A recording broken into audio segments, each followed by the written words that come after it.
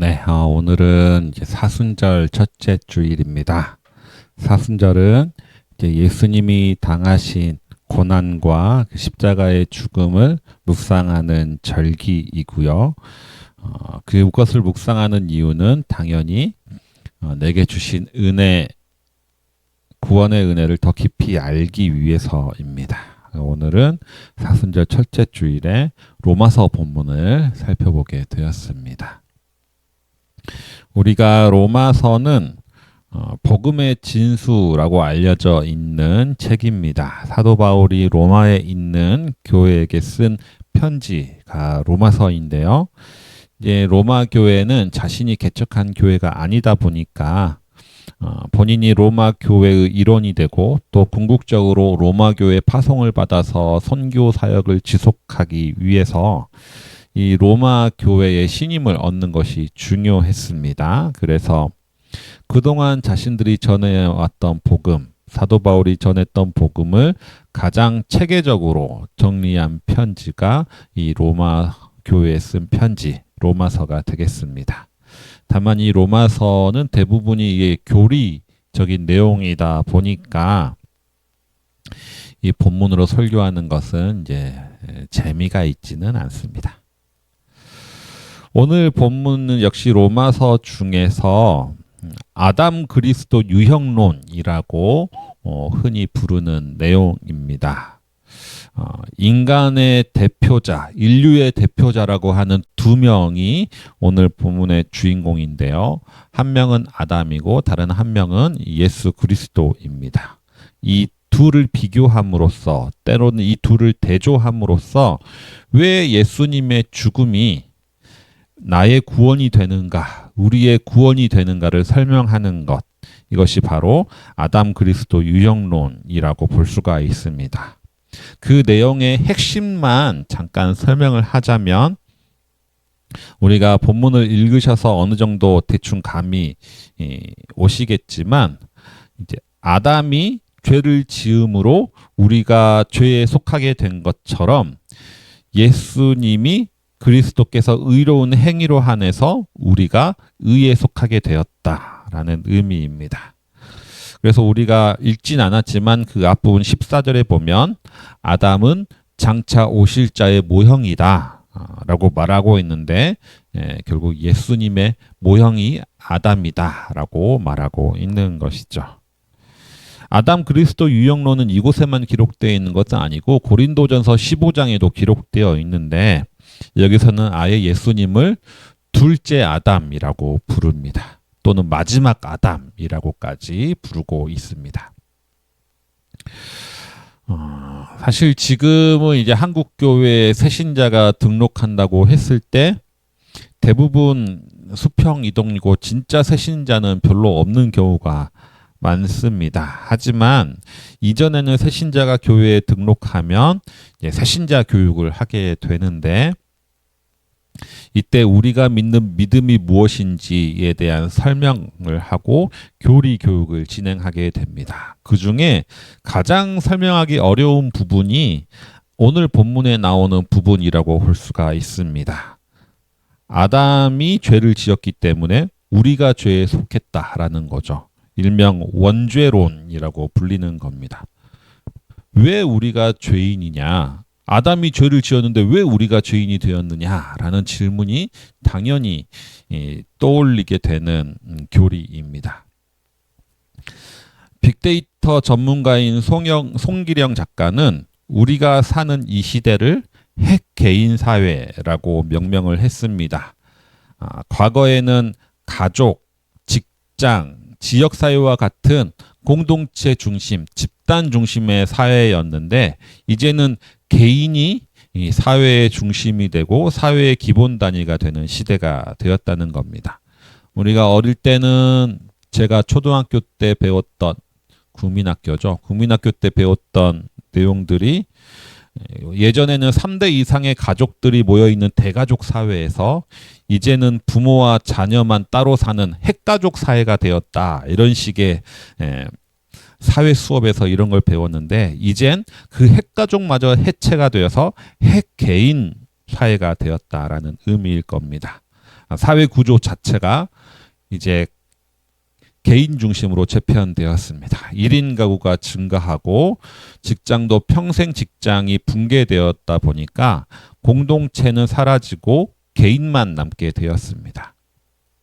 그렇기 때문에 가족이나 조직이나 공동체보다는 나의 자율적인 선택이 우선되고 공동체에 소속되거나 기대감을 갖기보다는 차라리 얽매이지 않고 개인으로 살아가는 시대가 지금의 핵개인 사회입니다. 이러한 핵개인 사회를 살아가는 현대인들에게 원죄의 개념은 당최 이해할 수가 없습니다. 아담은 아담이고 나는 난데, 각자 독립된 개인인데 아담이 죄를 지었는데 왜 내가 죄인으로 태어나는가? 이 질문은 이 시대에서 가장 상식적인 생각이라고 볼 수가 있습니다.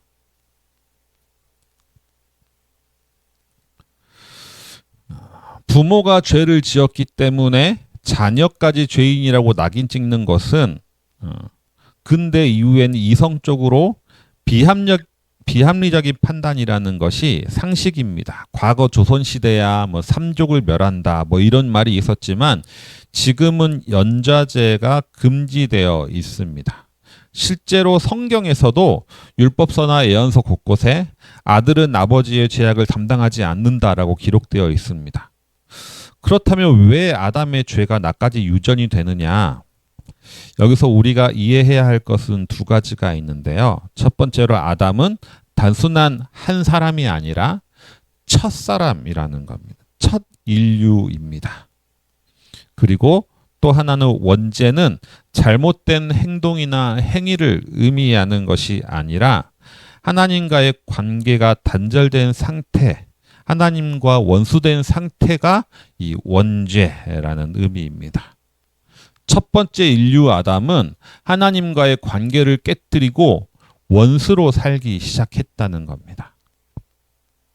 우리가 셰익스피어의 유명한 비극이 있죠. 로미오와 줄리엣을 보면 사랑하는 두 남녀가 주인공이지만 이 둘은 각자 원수된 집안에 태어납니다. 이 두 사람은 아무런 원수된 잘못을 했다거나 서로를 증오하지 않았지만 이미 태어날 때부터 원수로 태어나게 되는 거죠. 인간과 하나님과의 관계가 이렇게 된 겁니다. 첫 인류 아담이 하나님과의 원수가 되어버렸기 때문에 그 아담의 후손들, 아담에 속한 모든 인류는 하나님과의 원수가 된 채 태어날 수밖에 없게 되는 건데요. 이것이 바로 원죄의 의미입니다. 그리고 하나님과의 원수된 집안에 당연히 태어나면, 그 가문에 태어나면 자연스럽게 우리는 하나님을 적대하고 하나님을 싫어하는 일을 하려는 경향이 강해지는 거죠. 결국은 원죄가 자범죄까지 쉽게 이어지게 된다는 겁니다. 사실 우리가 살아가는 이 시대는 로미오와 줄리엣 같은 과거의 가문에 얽매여 살아가는 시대는 아닙니다. 핵개인 사회로 가족과도 단절된 시대를 살아간다고 우리는 생각합니다. 하지만 사회학자들은 우리가 아무리 나는 자율적인 개인이라 생각한다 할지라도 결국은 개인은 사회라는 바다 위에 떠 있는 배와 같다라고 말합니다. 아무리 나는 사회, 공동체, 조직과 구분되어 있는 내 마음과 내 뜻대로 행동하는 개인이라 생각할지라도 결국은 이 사회라는 거대한 구조 속에서 그의 파도와 조류의 영향을 받게 된다는 거죠.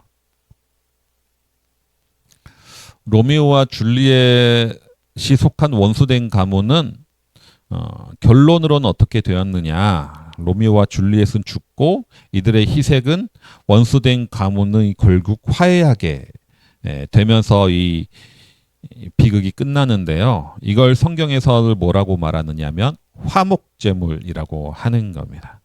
하나님과 인간이 원수된 사이에서 참 하나님이면서 동시에 참 인간인 예수님이 화목제물로 희생되심으로써 다시 하나님과 인간이 화해하게 되었다는 겁니다.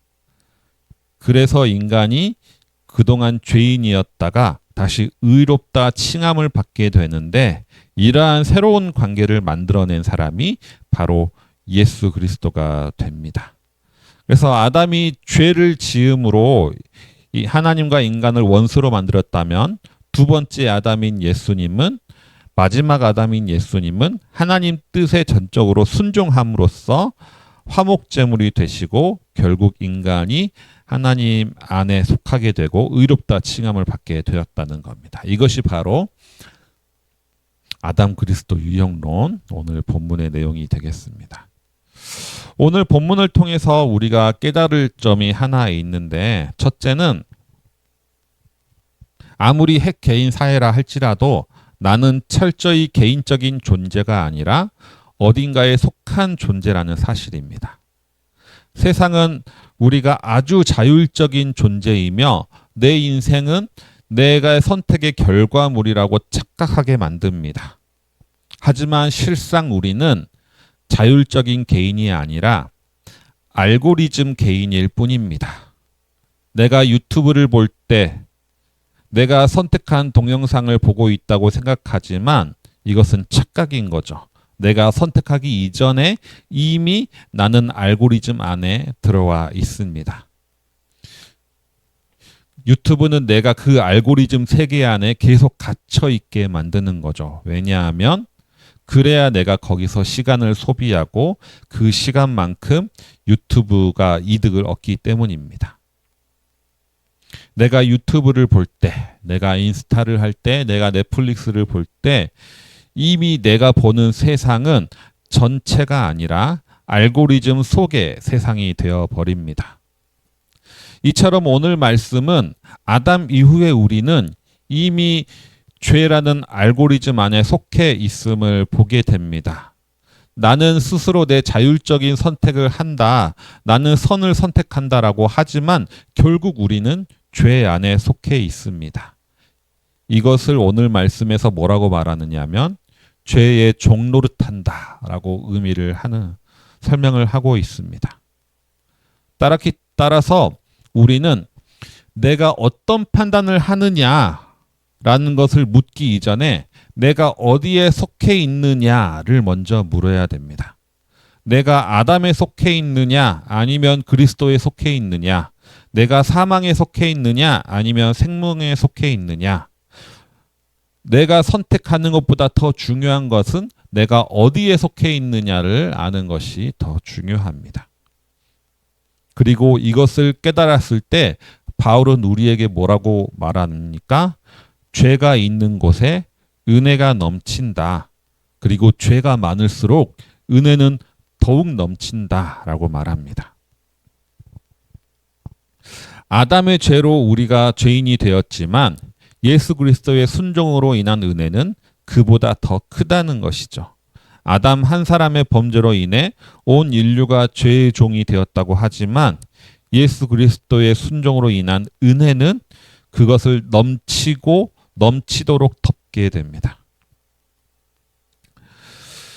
심리학은 인간은 기본적으로 부정성 편향을 가지고 있다라고 말하고 있습니다. 부정성 편향을 갖고 있다는 거죠.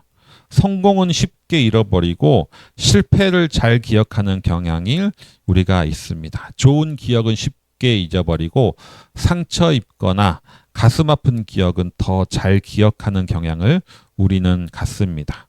그래서 사람들에게 같은 뉴스 기사를 주고 어디에 시선이 주로 가는지를 추적해 보면 부패나 사고와 같은 부정적 기사에 더 오래 집중하게 됩니다.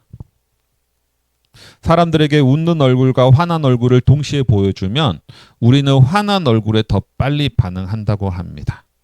그리고 심리학자들은 이것이 우리의 원시시대로부터 이어진 인류 생존 본능 때문이라고 합니다. 맛있는 열매를 발견하는 성공은 생존에 도움을 주긴 하지만 호랑이 발자국을 발견하지 못하는 실패는 즉각적인 죽음으로 다가오기 때문에 생존을 위해서 우리는 위험신호, 부정적 자극, 실패에 더 민감하게 반응하고 그것을 더 오래 기억한다는 거죠. 예수 그리스도에 속하고 생명에 속하게 된 우리들도 마찬가지입니다. 우리가 예수 안에 속해 있다 하더라도 우리는 늘 실패하기 마련입니다. 문제는 내가 성공한 기억은 잊어버리고 자꾸 실패가 기억에 남게 된다는 겁니다. 자꾸 우리는 좌절하게 된다는 거죠. 나는 아직도 죄의 종이구나. 나는 아직도 사망에 속해 있구나. 라고 착각하게 만듭니다. 하지만 이때 우리가 기억해야 될 말씀이 바로 이것입니다. 죄가 더한 곳에 은혜는 더욱 넘친다라는 겁니다. 내가 실패하고 좌절하고 무너지고 부끄러움이 있다 하더라도 은혜는 더욱 넘치게 그 모든 것을 덮고 또 남는다라는 것을 우리는 기억해야 됩니다. 우리가 하지 말아야 할 유일한 실수는 예수 그리스도의 은혜를 과소평가하는 실수를 하지 말아야 합니다. 사순절이 시작되는 첫째 주일입니다. 하나님은 이때 우리에게 내가 속한 곳이 어디이냐를 묻고 계십니다. 우리는 내가 보는 것이 전부가 아님을 알고 있어야 됩니다. 나와 남을 비교하는 것이 일상이고 세속적인 성공이 곧 구원으로 여겨지고 과거의 실패의 경험과 아픔의 상처들이 계속해서 나를 괴롭히고 있다면 이때 나를 가두고 있는 알고리즘이 무엇인지 확인해 봐야 할 때입니다. 그리고 주님은 이러한 우리에게 아담의 세상에서 벗어나서 그리스도의 은혜 안에 들어오라고 초대하십니다. 내가 무엇을 하느냐, 내가 어떤 판단을 내리느냐보다 더 중요한 것은 내가 어디에 속해 있느냐입니다.